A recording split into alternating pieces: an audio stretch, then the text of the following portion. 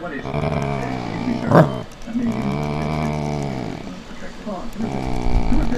More good news.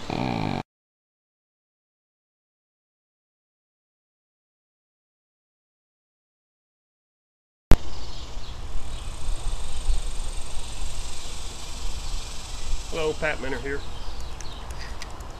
I want to discuss mid-range throws.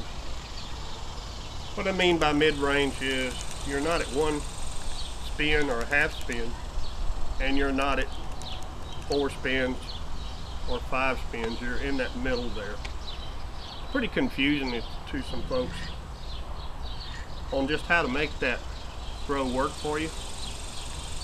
Today what I'm going to do is throw 2.5 spins on my target here.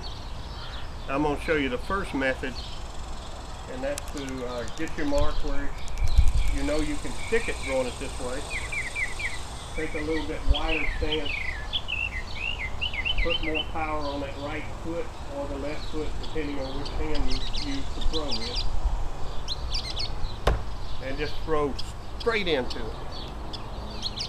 That's one way of doing it.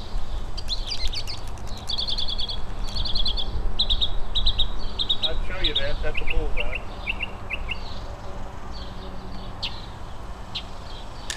The other method, and by the way, that throw for me was about 21 feet. I can also move up about a foot and make that same throw. And I can stand pretty still, very little movement, just take it and lob it in there.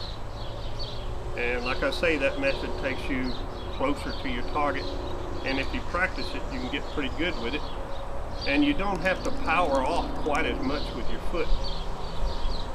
I'm going to move up a little closer to this throw, and what we're going to do is elevate it a little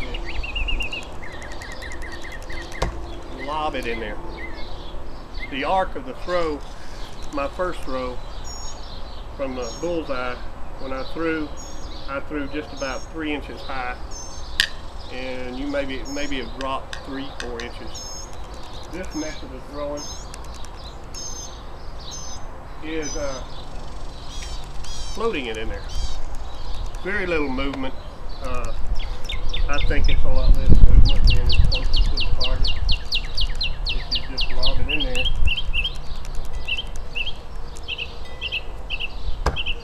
Just drop it.